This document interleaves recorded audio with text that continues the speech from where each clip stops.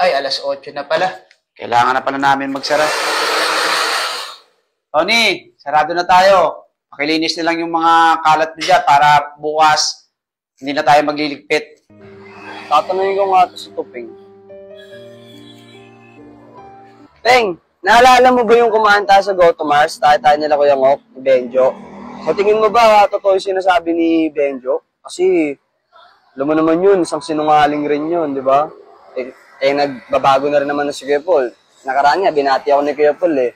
Sa tingin mo? Ewan ko, kung totoo yung sinasabi ni Benjo, kasi baka mali mo, nagpapalakas lang yung kay Kuya Ngok, di ba? Kung sakaling totoo nga yung sinasabi ni Benjo, dapat gumawa tayo ng paraan para mahuli ni Kuya Ngok, di ba? Kasi, ayun lang yung paraan eh. Alam mo naman yung si Benjo, so, isang sinungaling rin yun. Baka nagpapalakas lang yung kay Kuya Ngok, di ba? Tama ka naman, may punto rin yung sinabi mo. Oo nga, tara, kausapin natin si Kuya Ngok.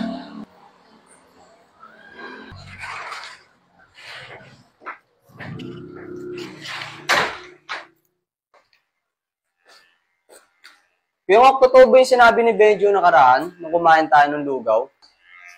Kahapon, yun nga eh, pinag-iisipan ko yung sinasabi ni Benjo sa akin. Pero hindi ako naniniwala kay Benjo eh. Kasi alam mo naman yun, medyo may pagkasinungaling yun.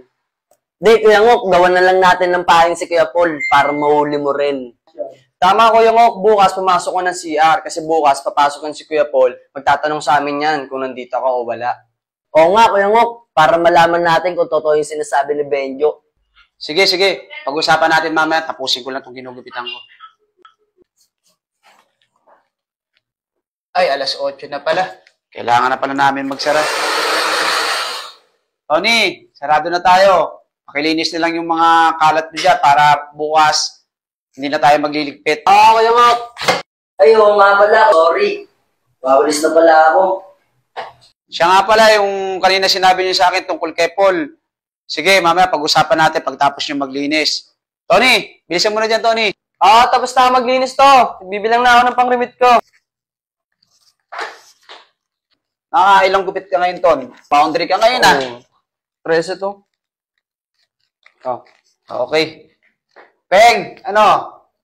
Okay ka na ba dyan? Oo, Kuya Ngok. Tara, dito tayo sa upuan. Mas maganda rito tayo mag-usap para alam natin yung pag-uusapan natin.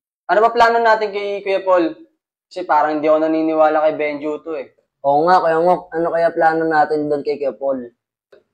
Yan to gagawin natin. Peng, Tony, susubukan natin si Paul kung totoo yung mga sinasabi ni Benjo. Ngayon, kung sakaling hindi totoo yung sinasabi ni Benjo, pwede kong pagsabihin si Benjo na gumagawa lang siya ng kwento. Kung sakaling totoo na may sinasabi ni Benjo tungkol kay Paul, hindi ko muna siya paggugupitin. Ganito to. Tulad nung ginagawa mo sa amin dati. Pagka ganyan nga, di mo kami pinaggugupit. Yun lang naman yung sa akin na magandang gawin kay Kuya Paul. Tama nga yun, Kuya Ngok. Ikaw yung may-ari dito. Ikaw dapat yung nasusunod. Sige, bukas, Tony, Tupeng, subukan natin huliin si Paul kung totoo yung sinasabi ni Benjo. Tara, dito tayo.